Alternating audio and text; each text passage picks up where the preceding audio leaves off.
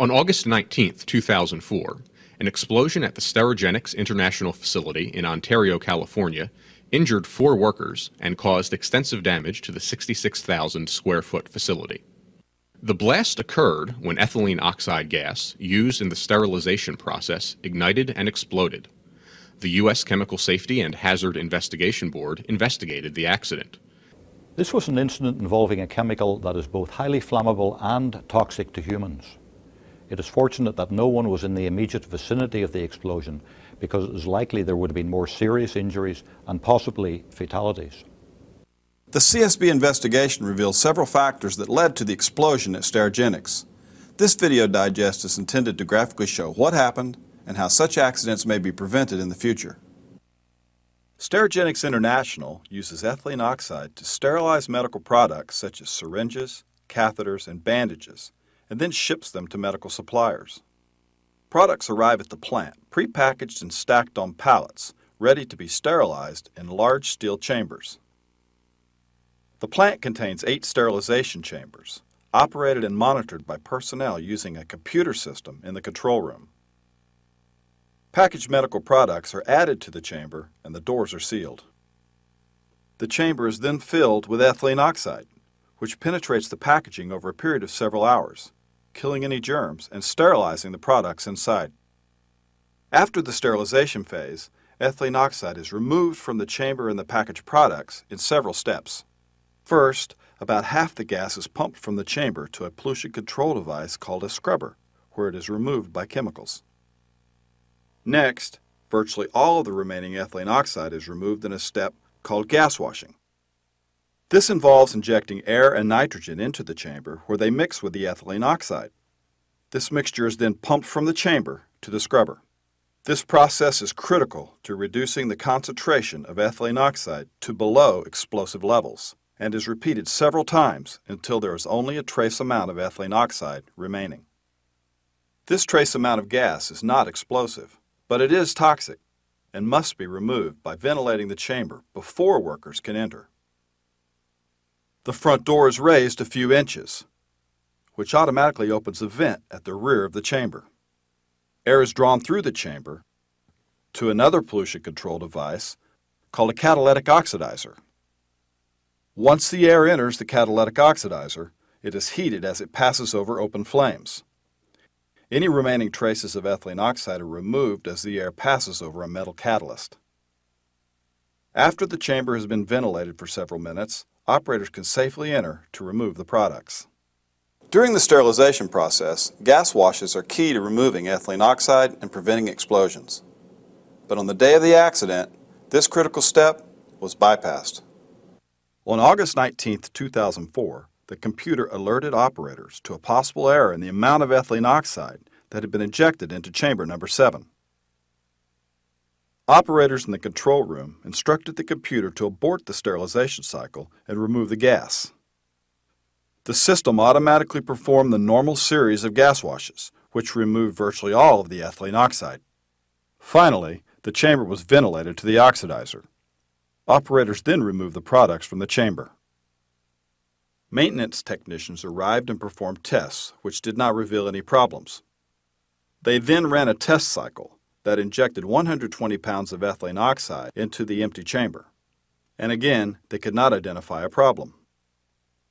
As the system performed the first step of pumping ethylene oxide to the scrubber, the technicians asked the supervisor for permission to bypass the time-consuming gas washes. The supervisor agreed. All of them incorrectly believed that because there were no products in the chamber to absorb ethylene oxide, all the gas would be removed in the first step, making the gas washes unnecessary.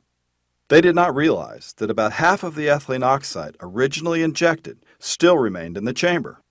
There was no monitoring system to alert them to this explosive concentration of gas. The supervisor provided a technician with his special computer password to manually advance the cycle, bypassing the gas washes. A short time later, the front door was raised, activating the chamber ventilation system. This drew a large amount of ethylene oxide from the chamber through the back vent to the open flames in the oxidizer. The explosive gas ignited. A flame front traveled back through the ducting into the sterilization chamber, igniting the remaining ethylene oxide and causing a powerful explosion. It destroyed the sterilization chamber, bulging the chamber walls outward, blowing off both of the 2-ton chamber doors, sending one of them 75 feet away, knocking out this hole in the north wall. The force of the blast caused widespread structural damage throughout the building. The control room was showered with flying glass from the windows. Debris, including the computers that control the process, littered the inside of the room. While the accident would seem to have been caused by a single event, bypassing the gas washes, the CSB investigation actually revealed several causes for the explosion. The supervisor with the critical password did not understand why the gas washes were essential, whether the chamber was empty of products or not. Next, the sterilization chamber was not equipped with a gas monitoring system to warn employees of explosive levels of ethylene oxide. And the company's process hazard analysis program never thoroughly evaluated the hazard presented by the oxidizer, despite a history of oxidizer explosions in the sterilization industry. The CSB investigation noted that the control room had glass windows that were not shatter-resistant. The control room suffered significant damage in the explosion, and all the injuries occurred to workers inside the room. If your control facility is located in an area where an explosion could occur, consider using reinforced window materials or replacing any windows with video cameras. Another lesson from this incident is the importance of regular training. Maintenance technicians had last been trained about the need for the gas washes in 1997, 7 years before the incident. The maintenance supervisor, who was authorized to use a password to skip the gas washes, was hired after 1997 and never received the training. So a very important lesson is, be sure personnel are fully trained on process hazards before authorizing them to override automatic systems. The CSB made several recommendations to the company, government agencies, and others. Oxidizers are commonly used for reducing air pollution. However, they have been the source of numerous explosions. Our recommendations are aimed at reducing this hazard. Inside an oxidizer, fuel, air, and an ignition source are all present. There is a serious risk if the fuel-air mixture is too concentrated.